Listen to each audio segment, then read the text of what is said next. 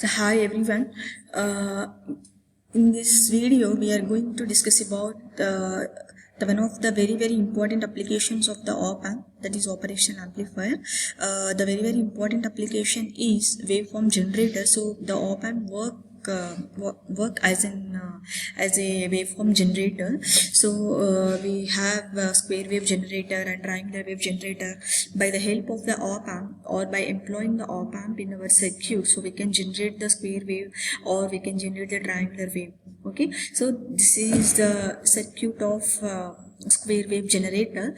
So as we already know that this is the op amp. So we have two terminals, and here the capacitor is connected to the negative terminal of the op amp, and the resistors RA and RB, these two are connected with the non-inverting terminal of the op amp, and here some fraction of the output is applied back to the input terminal, negative input terminal of the op amp through the resistor R.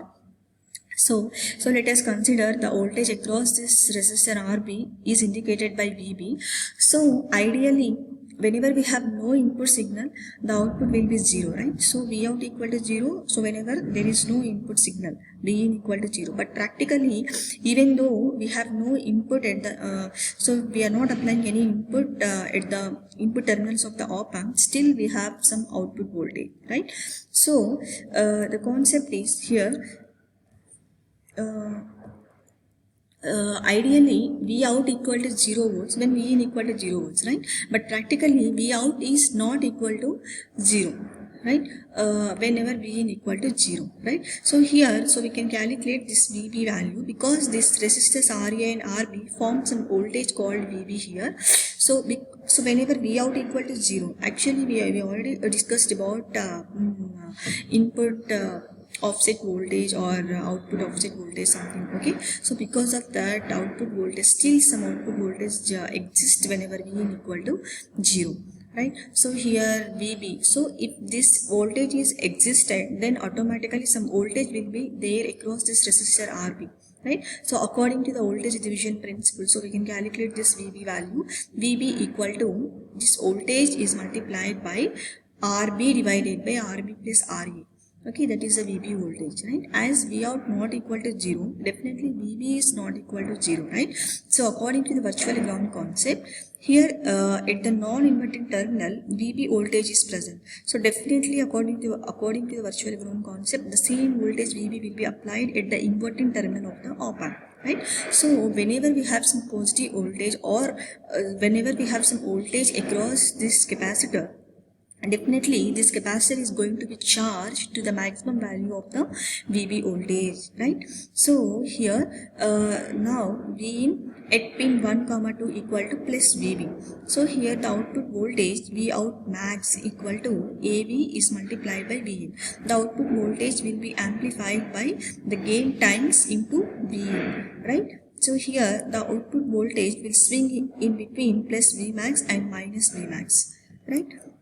So here, so whenever as this capacitor is going to be charged up to the maximum value of Vc, the capacitor voltage, the voltage across the capacitor is Vc.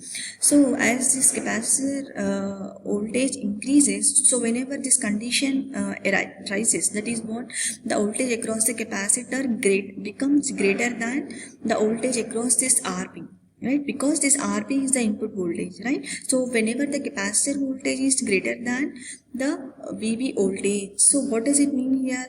The voltage at the inverting terminal is becomes greater than the voltage at the non-inverting input of the terminal, because the VC is present at the inverting terminal of the op amp and this VB voltage is present at the non-inverting terminal of the op amp, right? So whenever this condition is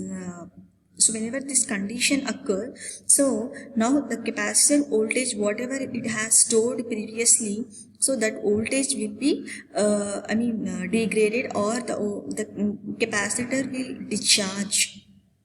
Okay, so that condition, that is the discharge in the sense Vout equal to minus VB. Now we'll get the negative square waveform because the capacitor voltage is going to be discharged, so that we can get the square waveform. So we can generate the square waveform. As we already know that here the triangular wave, how we can generate the triangular waveform? When we apply the square wave as the input to the integrator, because we already know that integrator in the sense what?